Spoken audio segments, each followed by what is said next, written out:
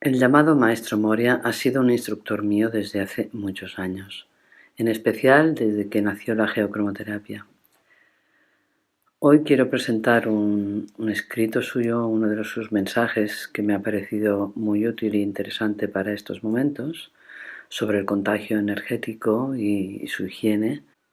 Pero antes quisiera hablar un poco de él, porque no es un maestro muy popular como Saint Germain o Jesús, otras entidades que también nos dan mensajes, pero en este caso, este es mi mayor instructor, aparte de María Magdalena, y quisiera hablar de él.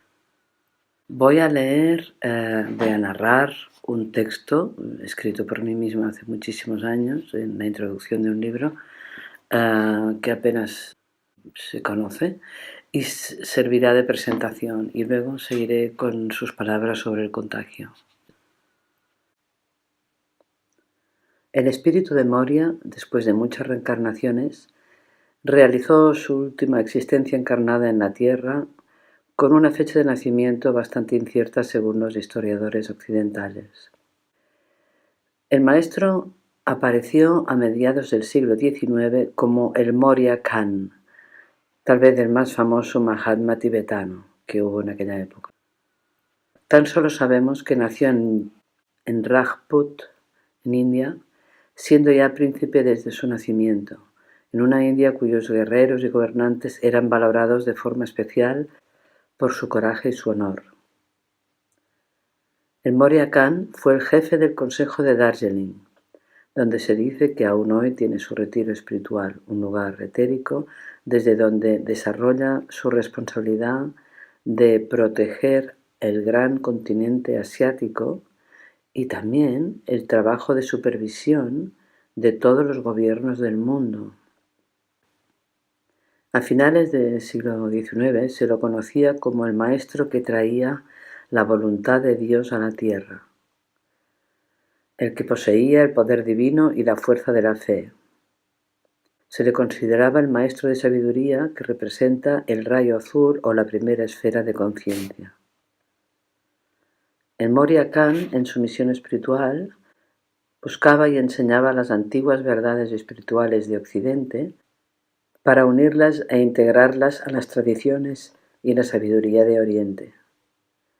Esta es una finalidad que realmente Moria consiguió antes de ascender, en su última reencarnación, al fundar la Sociedad Teosófica junto con el maestro ascendido Kutumi y con la ayuda de la mensajera Madame Blavatsky.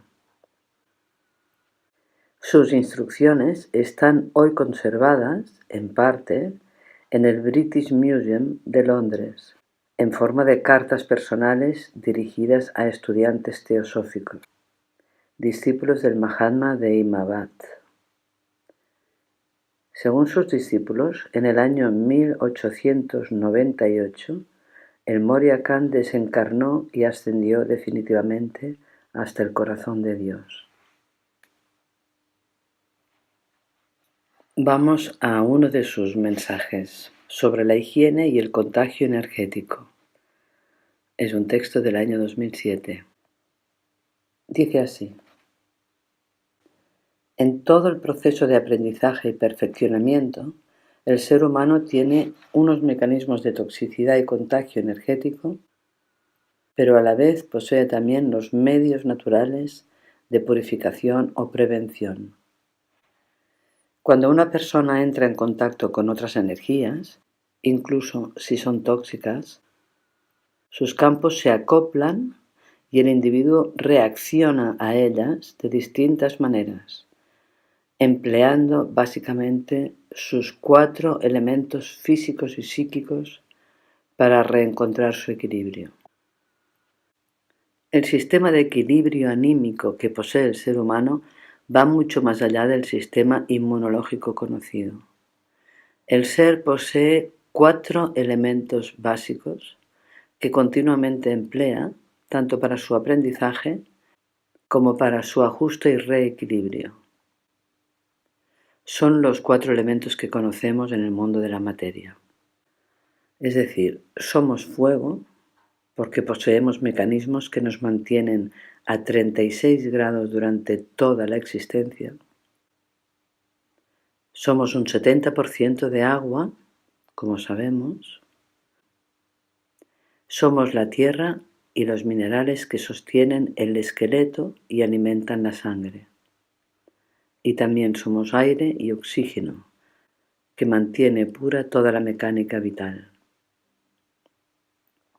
Sin embargo, desde la visión psicoenergética, el ser humano también tiene el elemento aire para procesar y filtrar sus ideas y pensamientos, el elemento tierra para procesar y filtrar sus acciones y materializaciones, el elemento fuego para procesar y filtrar sus pasiones e impulsos, el elemento agua para procesar y filtrar sus emociones y sentimientos. El alma tiene un mecanismo de defensa y neutralización para todo lo que le impide avanzar o ascender, expandirse y reencontrar su propia esencia lumínica primigenia. Pero lo que le impide su avance mayormente son los virus energéticos, que a menudo son externos, pero también pueden ser generados por él mismo. El grado de contagio, infección y toxicidad energética a veces es tan alto que la luz innata que contiene el ser se ve oscurecida y paralizada.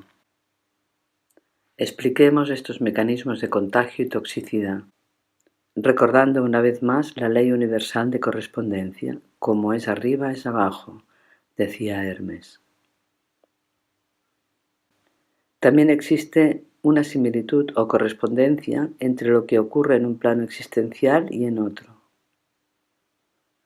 La palabra virus significa veneno y está asociada a algo que es filtrable, porque los virus son mucho más pequeños que las bacterias.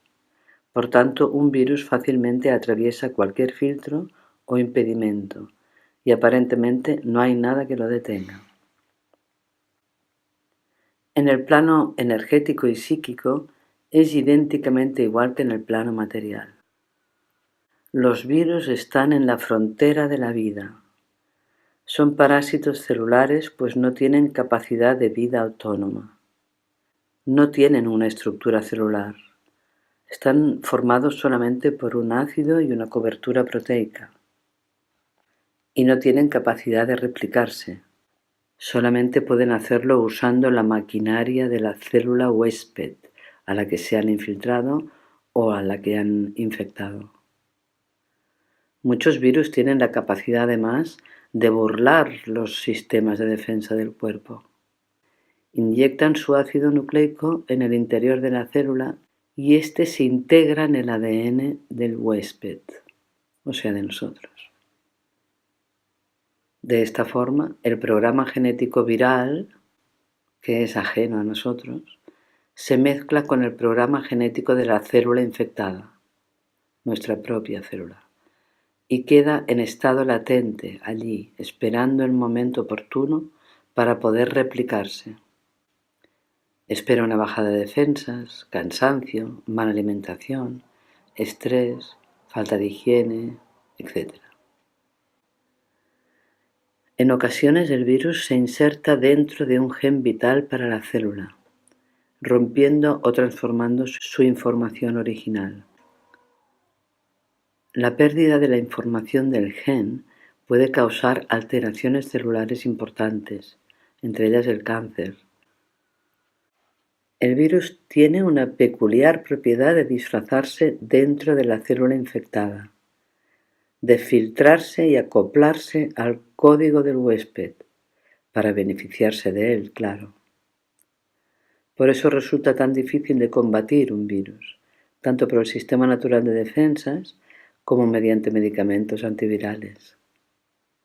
La única manera de evitar la infección por virus en nuestro ser físico y energético es evitando abrirles la puerta de entrada, no teniendo en nosotros puntos flacos donde puedan instalarse y sobre todo conociendo exactamente cuáles son sus mecanismos de replicación, de usurpación y de infección o parasitismo de la célula original. Los comportamientos psicoenergéticos son idénticos a los materiales. Las ideas, pasiones, emociones y acciones, en estado desmesurado, pueden comportarse como un virus, camuflándose en nuestro ser como si fueran parte de nosotros, hasta el punto que nuestro sistema de protección natural no sepa reconocerlos. Existe una enorme contaminación psicoenergética en el mundo actual, debido mayormente a la manipulación y a los medios de comunicación. Siempre ha sido igual, pero hoy las ideas y las emociones se propagan con una rapidez enorme debido a este avance tecnológico comunicativo, los medios de información, que es el que expande mayormente los virus energéticos como una plaga. El código y el programa que contienen muchas de las noticias y programas sobre el terror, la agresión, la guerra, la ira, la competitividad, la manipulación, etc., son virus que entran en nuestro ser o en las partes susceptibles de nuestra psique, según las vivencias y las memorias anteriores grabadas en cada uno. Y se instalan en nuestro software, modificando nuestro comportamiento habitual, igual que ocurre con el ADN de la célula sana cuando se ha infectado del ADN o el programa viral. Volvamos a los elementos. Según sea el tipo de virus, dañará más a un elemento que a otro. Escuchar y absorber las emociones conflictivas, y a su vez infectadas previamente, de una vecina, por ejemplo, o de un paciente, o una simple conversación telefónica con un hermano que te cuenta su miedo o su tristeza, eso influencia y altera o infecta a tu elemento agua. Si una información escuchada por la radio, televisión o internet, o directamente de un conocido, hace referencia al mundo de los ideales y de las creencias, ya sean políticas, religiosas, filosóficas, y a la crítica sobre cualquier asunto, eso será una intoxicación o una infección del elemento aire. Si hace referencia a cuestiones pasionales, instintivas, fanáticas, impulsivas, por ejemplo, el acto sexual con personas tóxicas, en cualquier campo, incluso el psíquico, o que de alguna forma amenacen nuestro instinto de supervivencia, se alterará el elemento fuego en nosotros. Y si de alguna forma el tipo de virus es específico sobre los actos, realizaciones y materializaciones de ideas, proyectos, construcciones, actos, entonces se altera el elemento tierra. La toxicidad puede llegar a ensuciar o incluso a paralizar cualquiera de los 4 elementos que intervienen en el aprendizaje y en la protección de dicho aprendizaje. Ahora hay algo importante a decir.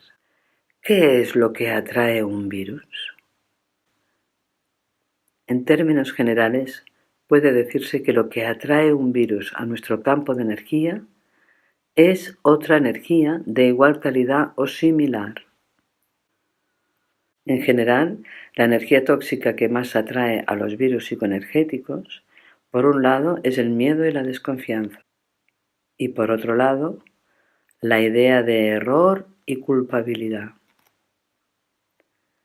Si lo analizamos, veremos que estas son solamente energías, como muchas otras, pero mal polarizadas o predominantemente decantadas hacia el polo negativo de las mismas. La energía del miedo existe, es real, palpable y natural en cualquier ser humano. Pero la polaridad positiva del miedo se llama prudencia. Sin embargo, su polo opuesto es el temor, el terror, el miedo como lo conocemos comúnmente, y la falta total de confianza, que es el gran antídoto del miedo. La falta total de confianza en cualquier asunto, o en nosotros mismos, o confianza en la vida. El miedo es una energía necesaria para ser prudentes y no arriesgar la vida inútilmente, pero un exceso de miedo paraliza las experiencias, impide avanzar, impide experimentar y ascender. Con la idea del error o de la equivocación ocurre lo mismo. La idea o el miedo a equivocarnos es absurda e ineficaz, pues tan solo existe la experiencia. Y a su vez, la idea de error engendra la energía de culpa o pecado, porque si nos equivocamos nos sentimos culpables. Pero nunca nos equivocamos, tan solo experimentamos.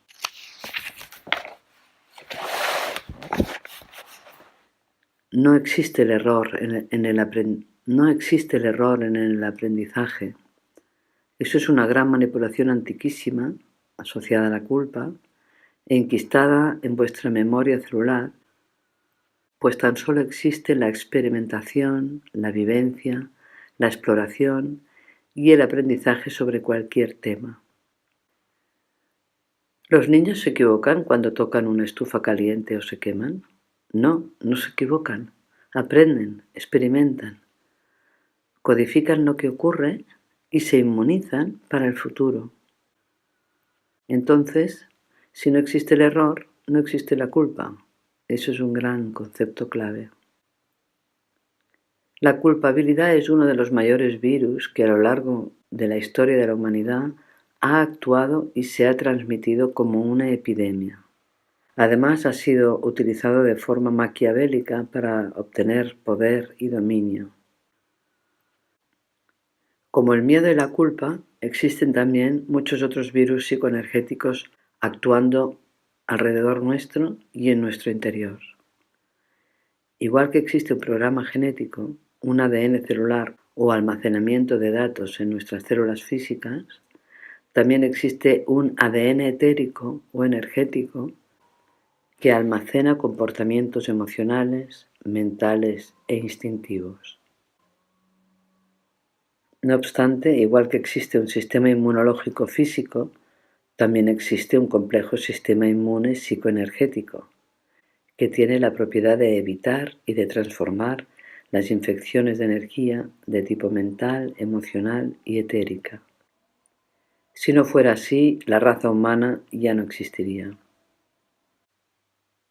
Es mediante la fuerza de la pureza y el amor con lo que transformamos la impureza y ascendemos. Es cierto que en cada ser humano existen memorias, heridas, marcas y patrones de todas las experiencias vividas y de todas las infecciones sufridas procedentes de los virus de las creencias, de los códigos culturales, de las manipulaciones, tanto recibidas como hechas, y de las experiencias que han entrado en nuestro disco duro. Esas grabaciones enquistadas son precisamente hoy vuestros mayores enemigos internos e impedimentos, porque se acoplan a lo que está en el aire. Tiene una gran importancia llegar a comprender que los códigos tóxicos que emiten las noticias o actitudes actuales de cualquier tipo son precisamente uno a uno o en grupo el gran imán que atrae a los virus actuales, que a veces ya habitan en vuestras células y en vuestro campo energético. En definitiva, son los múltiples virus energéticos actuales, en resonancia con vuestros antiguos códigos, los que nos aportan la gran toxicidad que muchas veces os impide ascender y experimentar la plenitud y la coherencia. No obstante, es muy importante comprender también que los virus los necesitamos para evolucionar. Vosotros necesitáis los virus para ascender. Es decir, una vez más, no hay error. Los virus existen para que experimentemos, para que nos hagamos fuertes y tengamos la oportunidad de saber usar la fuerza de nuestra pureza genuina. Por otro lado, hay que recordar que las emociones, pensamientos y demás son fenómenos naturales, tan naturales y activos como un virus orgánico. Respecto a estos, hay que puntualizar que no deberíamos asociar siempre virus con veneno, puesto que recientes investigaciones demuestran que ha habido virus en el planeta que han tenido una función positiva y evolutiva, y hoy se valora que algunos de ellos han tenido un papel decisivo en la historia de la vida orgánica de la Tierra. Es decir, los seres humanos no serían como son si no existieran los virus y todas sus invasiones que nos han modificado la genética. Esa misma visión la podemos aplicar también a las cuestiones de virus y tóxicos psicoenergéticos, sin olvidar que siempre es mejor evitarlos y no generarlos, por una cuestión de pureza, de limpieza. También hay que pensar que algunos de los fenómenos tóxicos generan y han generado mucha transformación, desarrollo y evolución espiritual a la humanidad, sobre todo por ser un elemento de reflexión. La clave de todo este asunto es saber que todo, absolutamente todo, desde la visión energética y anímica, es una cuestión de polaridades, de grado y de dosis, ni demasiado poco. Todo puede emplearse en la dosis terapéutica, pero lo mismo puede ser usado con la dosis letal. Y eso no solamente puede aplicarse a la homeopatía, a la fitoterapia, a la alimentación, a la geocromoterapia, sino que ocurre cada día con los virus energéticos, con nuestra psicología y toda nuestra experiencia de mutación. Y respecto al fenómeno de toxicidad, en todas sus vertientes, también existe un grado de tolerancia, un grado de inmunidad, de dosis moderadas o evolutivas, o bien de dosis tóxicas o involutivas. La higiene necesaria en estos momentos evolutivos tan delicados para la humanidad, la única terapia preventiva inteligente que cada uno puede hacer es, en primer lugar, alejarse o prescindir de situaciones, películas, noticias, lugares o personas tóxicas, simplemente para evitar el contagio. En segundo lugar, hay que educar y aprender a usar la fuerza de la voluntad natural, es decir, la voluntad del ser, no la del esfuerzo, según un ego o una personalidad, sino nuestra verdadera voluntad divina, para poder prescindir y alejarse coherente y amorosamente de todos esos virus, de toda toxicidad energética, y hacerlo a tiempo. En definitiva, hay que alejarse de la presencia de los virus psicoenergéticos en nuestro entorno cotidiano. En tercer lugar, lo más importante y definitivo es que cada uno individualmente no active ningún elemento tóxico ni con su palabra ni con sus actos, pero tampoco con sus emociones, impulsos o instintos. En este terreno, aunque nos parezca que nadie sepa que las emociones tóxicas están dentro de nosotros e intentemos disimularlo, debemos saber que igualmente son campos de fuerza que generan también mucha toxicidad alrededor, aunque no sean explícitos. Cada ser humano debe evitar ser tóxico para los demás, para el ambiente, para nuestros hijos, para la madre tierra. Ha llegado ya el momento de madurez para que el ser humano aprenda a usar de forma sana, en su polaridad positiva, la energía de sus ideas, palabras o actos o instintos, emociones, pero sobre todo ha llegado el momento de emplear el silencio como el gran antídoto del caos. El silencio es vuestra gran sanación. El silencio es el único punto cero donde os une a la eternidad, a vuestro potencial divino. Tu hermano Moria, siempre contigo.